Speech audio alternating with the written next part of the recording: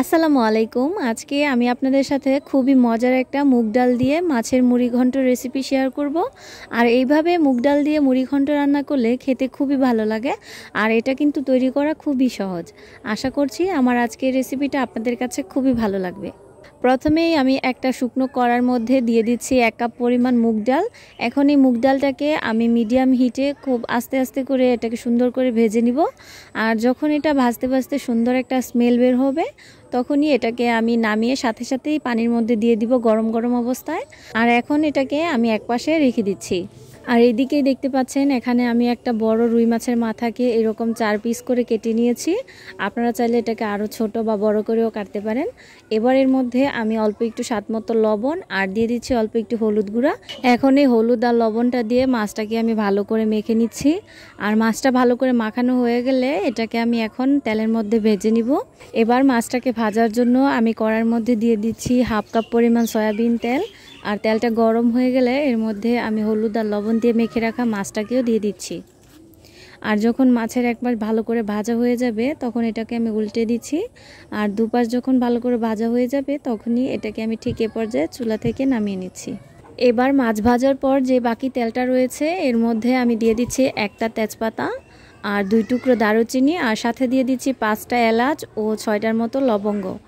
এখন এর মধ্যে 1 কাপ পরিমাণ পেঁয়াজ কুচি দিয়ে দিলাম। এবার এই পেঁয়াজটাকে আমি ভালো করে কিছুক্ষণ ভেজে এর মধ্যে দিয়ে দিচ্ছি 1 চামচ পরিমাণ রসুন বাটা আর 1 চামচ পরিমাণ আদা বাটা। এখন পেঁয়াজের সাথে আদা এবং রসুন বাটাটাকে আরও কিছুক্ষণ আমি ভালো করে ভেজে নিব। আর যখন আদা রসুনটা ভালো করে ভাজা হয়ে যাবে তখন এর মধ্যে আমি দিয়ে দিচ্ছি স্বাদমতো অল্প একটু লবণ। এখন এর মধ্যে 1/2 চামচ পরিমাণ হলুদ গুঁড়া, 1/2 চামচ পরিমাণ দিয়ে দিচ্ছি মরিচ গুঁড়া আর 1/2 চামচ পরিমাণ দিয়ে দিলাম ধনিয়া গুঁড়া।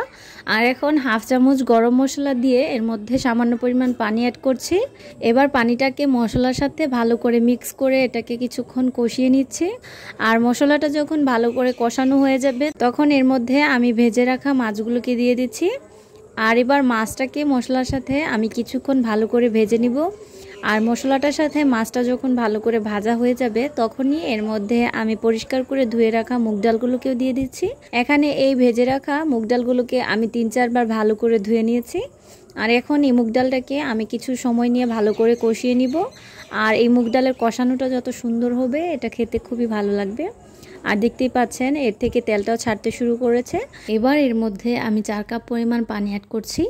আর পানিটা আমি এখানে নর্মাল পানি ব্যবহার করেছি, আপনারা চাইলে এখানে ফুটন্ত পানিও ব্যবহার করতে পারেন। আর এখন এটাকে ভালো করে নেড়ে চেড়ে ঢাকনা দিয়ে ঢেকে দিচ্ছি। আর কিছুক্ষণ পর পর ঢাকনাটাকে উঠিয়ে এইভাবে আমি নেড়ে চেড়ে দিব যাতে করে এটা তলানিতে লেগে না যায়। আর ডাউলটা দেখতেই পাচ্ছেন অর্ধেকটা পরিমাণ সিদ্ধ হয়ে গেছে। আর এই মুড়ি ঘন্টটা রান্নার সময় অবশ্যই চুলার জালটাকে মিডিয়াম হিটে করে রাখবেন, এতে করে ডাউলটা সুন্দর করে সিদ্ধ হয়ে যাবে। আর এখন এটাকে আমি ঢাকনা দিয়ে ঢেকে আরও কিছুক্ষণ জাল করে নিব যতক্ষণ না ডাউলটা পুরোপুরি সিদ্ধ হয়ে যাচ্ছে। আর এখন ঝোলটা অনেকটা ঘন হয়ে গেছে আর ডাউলটাও একেবারে সিদ্ধ হয়ে গেছে। এবার এর উপর দিয়ে অল্প একটু ভাজা জিরা গুঁড়া আর কয়েকটা ধনেপাতা কুচি দিয়ে দিলাম। আর এবার এর সাথে দিয়ে দিচ্ছি কয়েকটা কাঁচামরিচ। এবার সব কিছু দেওয়া হয়ে গেলে এটাকে আরও কিছুক্ষণ আমি ঢাকনা দিয়ে ঢেকে দিব। এই তো আমার আজকে রান্নাটা পুরোপুরি হয়ে গেছে। আর দেখতেই পাচ্ছেন রান্নাটা দেখতে খুবই সুন্দর লাগছে।